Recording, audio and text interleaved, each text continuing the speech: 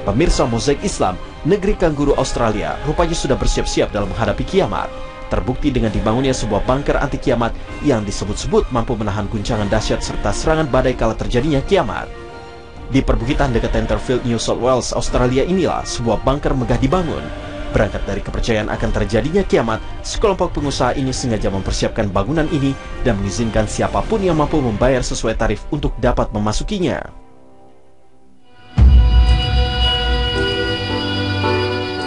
Hampir menyerupai konsep bunker di Australia, Amerika membuat sebuah apartemen yang diklaim mampu bertahan dari datangnya hari akhir.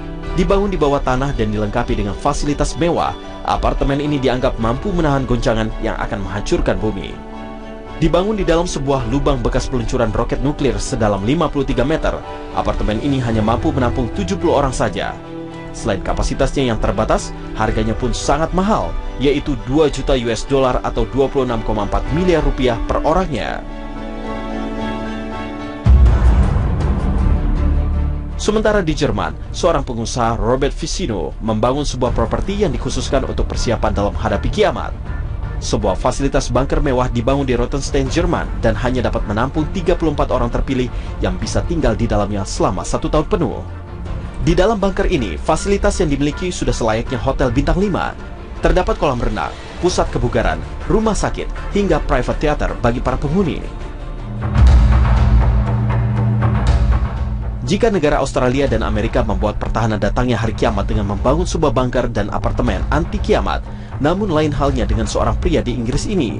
Pria ini melakukan penimbunan makanan dalam sebuah gudang besar. Pria yang bernama Simon Dallin ini mengaku telah merogoh kocek sebesar 300 juta rupiah untuk mempersiapkan makanan pada saat kiamat tiba. Ia mengaku bahwa jumlah makanan yang telah ditipunya dalam gudang makanan ini mampu bertahan selama setahun penuh. Terinspirasi dari kisah Nabi Nuh alaihissalam yang berhasil selamat dari banjir bandang yang hampir menenggelamkan seisi dunia, seorang pria asal Tiongkok bernama Lu Zhenghai sangat berambisi untuk membuat bahtera besar layaknya bahtera yang dibangun Nabi Nuh alaihissalam.